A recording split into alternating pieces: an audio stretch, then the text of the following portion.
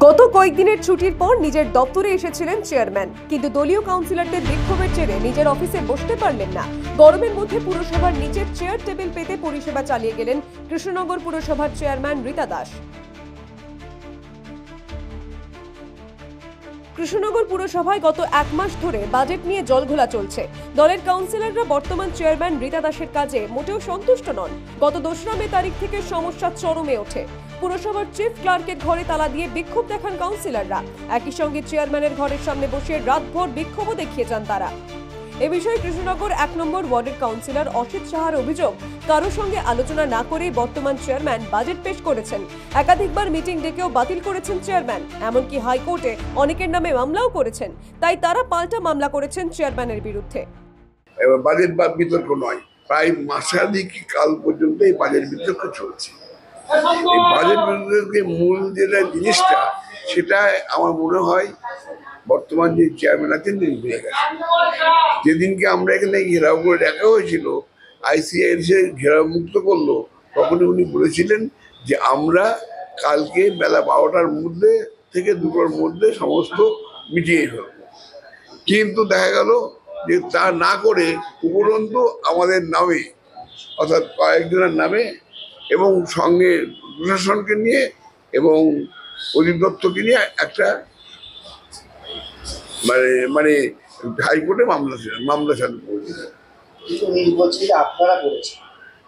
আমরা করিনি তো, আমরা পরবর্তীকালে প্রোটেকশন নেওয়ার জন্য করেছি, কিন্তু আগে উনি করেছেন, সেটা আপনি ICAIর কাছে গেলে জানতে পারবেন। সুতরাং আমাদের বক্তব্য এইটাই, এই বাজেট মানে যে চিন্তা ভাবনা এবং বাজেটের যে ত্রুটি বিচ্যুটি, সেগুলো ইমিডিয়েট বন্ধ করে, যে কথা মলয় দত্ত বললো, আমরা 1 মিনিটের মধ্যে সব সমস্যা সমাধান হয়ে যাবে।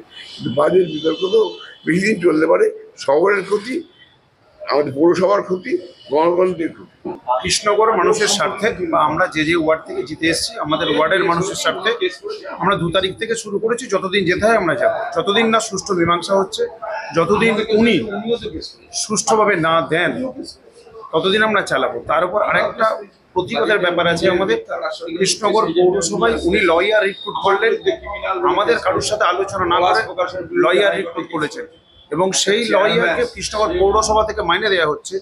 সেই লয়ার পৌর সদস্য, একটা সিনিয়র কাউন্সিলর, একটা CIC মেম্বার মলয় দত্ত, তার নামে কেস করছে, প্রশাসনের নামে কেস করছে। উনি যদি এইভাবে পৌর অর্থ তছরূপ করেন, আমরা বিরোধিতা করতেই থাকবো। কারণ আমরা নতুন কাউন্সিলর, আমরা যে স্বচ্ছভাবে এসেছি, আমরা আমাদের লড়াই চালাবো। বাজেটের অর্থের তছরূপ বলেই তো আমরা প্রথম থেকে বাজেট নিয়ে বিরোধিতা শুরু করেছিলাম। সেটাই উনি বিকৃত করে, ট্যাম্পারিং করে, রেজিস্ট্রেশন ট্যাম্পারিং করে উনি পাঠিয়েছিলেন DLP-তে।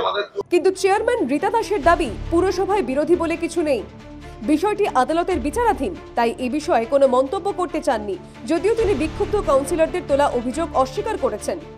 আমাদের কিছু দলীয় কাউন্সিলর ঢুকতে দেবে না, যেহেতু 7 তারিখে বাজেট মিটিংটা হয়েছিল। তা মিটিংয়ের পর আমি রেজুলেশনটা বের করেছি। বের করার পরে এরা সেটা মানতে চাইছে না, বলছে বাজেট পাস হয়নি। তার বিরুদ্ধে সেটা পরিপ্রেক্ষিতেও এরা কোর্ট করেছে, হাইকোর্ট করেছে, কালকে ডেট আছে। আর আমি তবসত্ত্বেও আমি আজকে বা গতকালও আমি ফোন করে বলেছি যে আপনারা আসুন, এক জায়গায় বসে আমরা একটা আলোচনা করে মিটিয়ে নিই। তা আমি আসার আগেও ফোন করলাম যে আপনারা সবাই আমার চেম্বারে আসুন, আমরা আলোচনায় বসে একটা মিটিয়ে নিই। তা সত্ত্বেও আমি এসেছি। আসার পরে বলছে যে যতক্ষণ না আপনি লিখে দেবেন ততক্ষণ আমরা ঢুকতে দেবো না।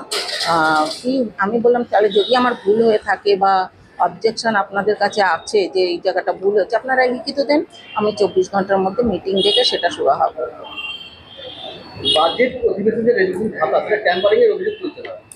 সেটা তো কোর্ট করেছে, কোর্টেই বলবে। যদিও আমি কোর্ট যা বলবে আমি মেনে নেব। অনেকের দাবি, কৃষ্ণনগর পুরসভার চেয়ারম্যান কাউন্সিলরদের এই দ্বন্দ্ব দ্রুত না মেটালে আগামী বিধানসভা ভোটে প্রভাব ফেলবে। নদিয়া থেকে কাজল বসাকের রিপোর্ট, দ্য ওয়াল।